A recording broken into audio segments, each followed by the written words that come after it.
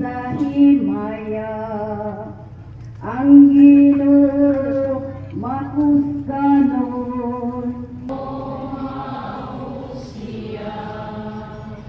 Paagi aron mahimo siyang matinumanon ug maluluyon nga pangulong pari sa iyang pag-alagad sa Dios. Aron mapasaylo ang mga sala sa katawhan.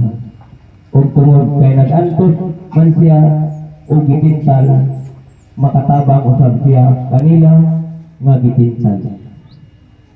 Ang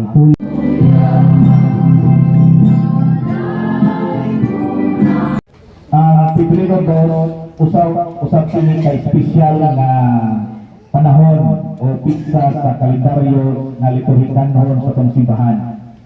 Tungod kay sa ubang mga parokya, karon ang katapusan pagsaulo, karon katapusan adlaw sa pagsaulo sa Pasko, karon na ilang i-comminate ang Pasko sa pagkataos Ginoo, di ba? Sa Pasko sa pista sa presentasyon sa atong Ginoo. O gani ang tinuod nga kasalugan karon, ang sentro sa kasalugan karon dili lamang sa pagtapos sa Pasko, panahon sa Pasko sa ubang mga lugar, kundi mao ang paghalad sa Batang Hesus dito sa templo. The presentation of the Lord in the temple. Mao kana ang kapistahan nga gisaulog karon.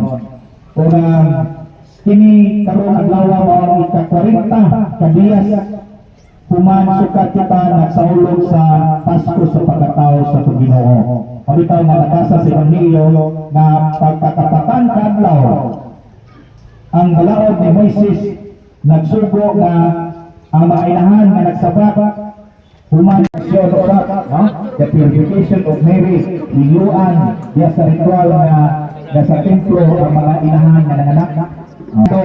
Mabitaw na naay himuon na pagpamindita, pagpanalangin sa makadila karong adlaw. Sa ganiha dito sa simbahan sa sentro sa parokya, gihimo ang hiniusa na pagpanalangin sa mga kadila kay karong Candelaria sa ang Birhen sa Candelaria. Now, bisan pa sa daghan atong isaulo karong nga pista, kasaulugan ng pangiling, ang sentro sa kasaulugan karon ang paghalad sa Batang Hesus dito sa templo. Si Kristo ang sentro sa kasaulugan karon, di ba? Pero naman tayo ng patron si Maria na kandik sa Candelaria ato ang kalibutan ang mao kaluwasan nga gikan sa kahayag. Sa mao nang isuon ang ato ang kasaulugan karon, the presentation of the Lord niya si Maria.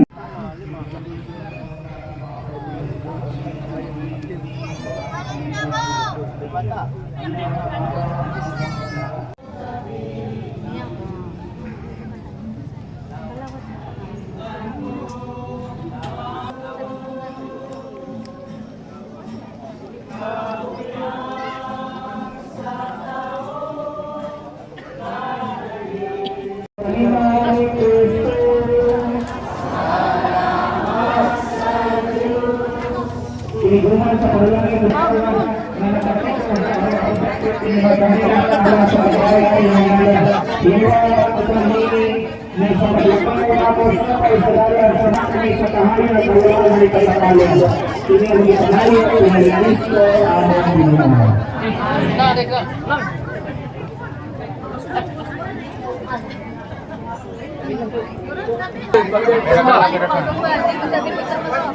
Pagi na kayo nag-iasma.